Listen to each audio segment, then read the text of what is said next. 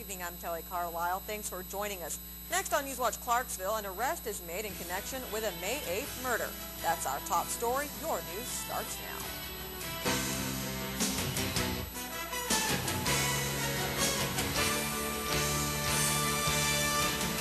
From WKAG 3, this is NewsWatch Clarksville. Clarksville police have arrested a suspect in connection with the May 8th murder of 23-year-old Justin Lee Payne. 36-year-old Audra Lynn Johnson was arrested October 5th in Evansville for an unrelated incident. When authorities realized she had a felony warrant from Clarksville, she was brought into custody. This investigation has been ongoing now for about 4 months. They've been waiting on results to come back from the lab. They also presented this to the September grand jury, and that's where they got the indictment from. Detective Finley and Detective Hirsch traveled to Evansville, Indiana to bring the suspect back to Clarksville. Johnson is being charged with second-degree murder and is currently being held in Montgomery County Jail on a $100,000 bond. Payne's murder, which occurred in a hotel room on Wilma Rudolph, was a result of a combined drug toxicity. His body was found to have alcohol and pain medication in the bloodstream. Johnson is scheduled for arraignment on November 8th. Well, as we reported earlier this week, the county commission voted to solicit for the Montgomery County nursing home. And one of the potential buyers is here locally. He knows everything about the facility.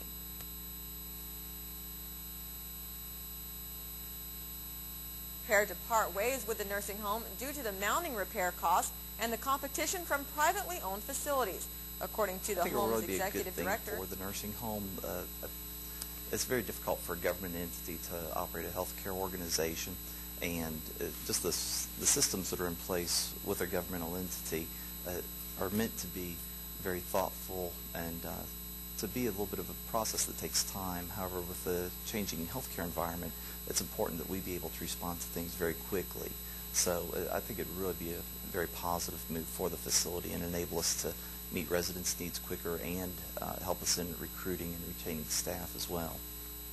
And Stockdale's company, Interim Administration Consultants, based out of Knoxville, is interested in purchasing the facility. And we did submit an original proposal about 2 years ago for the nursing home. The offer was not considered at that point in time, but now they are going to be accepting offers, and we will be submitting a proposal at that time. Right now, County Mayor Doug Weiland is seeking an appraisal firm to evaluate the property and researching similar sales in neighboring counties. Several people were rallying in a Clarksville neighborhood yesterday. NewsWatch Clarksville's Kelly Fila explains what the hype was all about. An organization called SNAP, which stands for Survivors Network of Those Abused by Priests, was in the Clarksville area asking victims of clergy abuse to come forward. Okay, and what brings you here to Clarksville, Tennessee today? We became aware through our travels and through our work with SNAP that there was an accused a pedophile / a phebophile who was living in this neighborhood. He is from the Diocese of Cincinnati, and he has 38 cases pending against him in Cincinnati and Dayton. But we were notified that there is no one in this area, this neighborhood, who knows that he's here.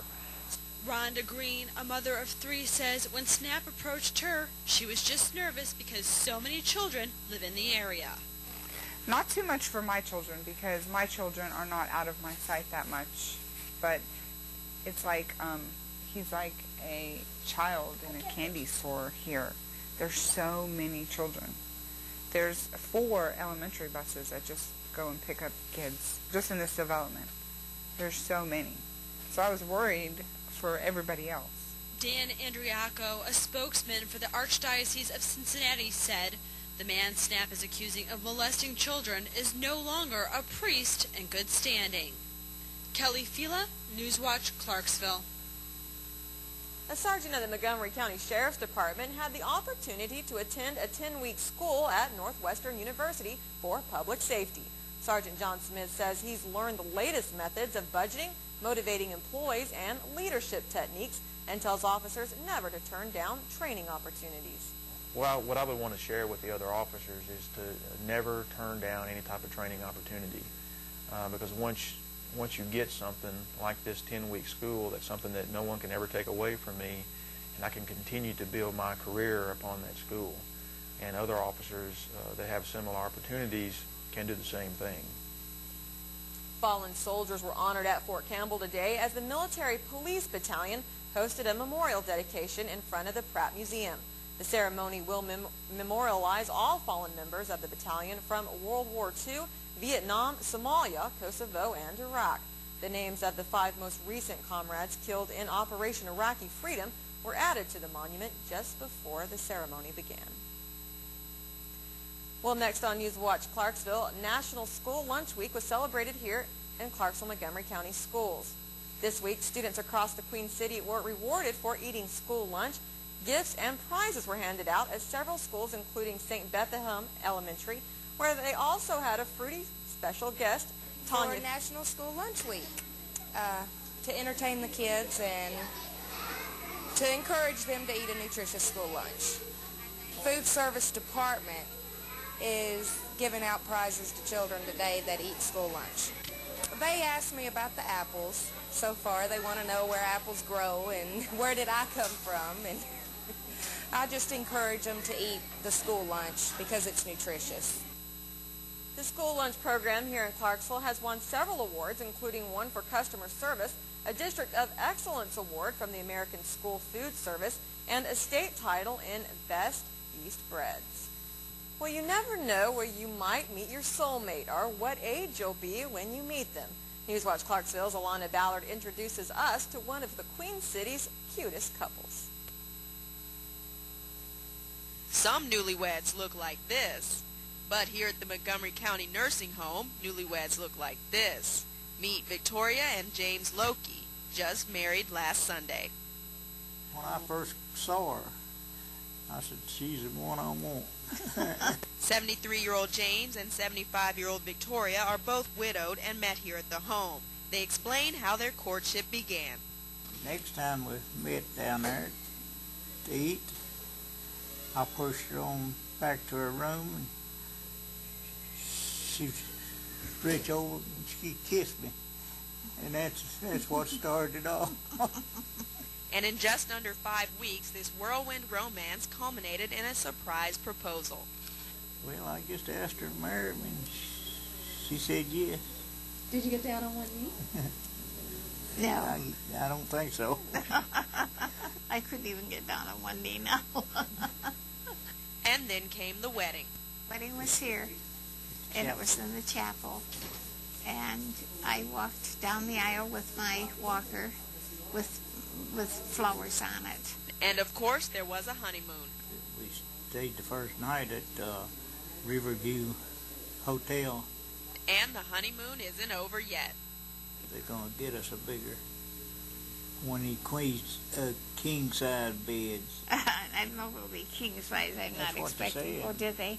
Well, I'm not expecting that. But if it'll be a larger bed than just little single ones like we've got now, which are really, it's not bad. He climbed over in mine night before last, but last night he didn't come see me at all. But that's okay. And the Lokis are looking forward to their happily ever after. Well, it's love, and you can love each other no matter how old you are. Got the rest of our lives together, so. We'll be here the rest of our life, I guess. Yeah. Alana Ballard, NewsWatch, Clarksville. What a great couple. Best of luck to the Lokis. Well, the Montgomery County Sheriff's Department is raising money for the American Heart Association. If you're interested in donating, you can call the Sheriff's Department, or you can bring a donation to Logan's Roadhouse on November 5th. Administrative Officer and Facility Manager Julie Langdon says their team has grown.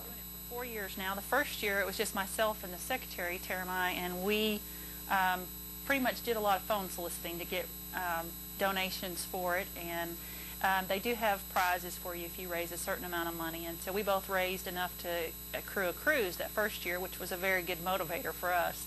The second year we did our Tip a Deputy program, and then this year we're back on it with our Tip a Deputy program again. So we've raised donations and we're walking. We also have silent kind of donations in order to get a cruise and to get other prizes that businesses donate to us. So. Well, the couple in our earlier story only dated a few weeks before getting married. So how long do you think people should date before getting hitched? Could you get married in less than a month, or do you need a little more time? That's NewsWatch Clarksville's question of the week. I think a person should date someone at least for a couple of years. That way you get to know everything about them. Because there could be things about them that you don't want anything to do with. So a couple of years and get to know their family and just how they are and what they like to do and stuff. Depends on the girl. A year, because you need to get to know the person, and it's a reasonable amount of time. I think people should date at least a year, because you got to find out everybody's quirks and all the things you don't like about them. I would say there is no limit, because I've known people who've dated for like 2 days and then, oh, we're getting married, and people who've dated for years and years get married and then divorce. So really, it's up to the couple. There is no set standard. It's just whenever they feel they are ready, then it's time to do it.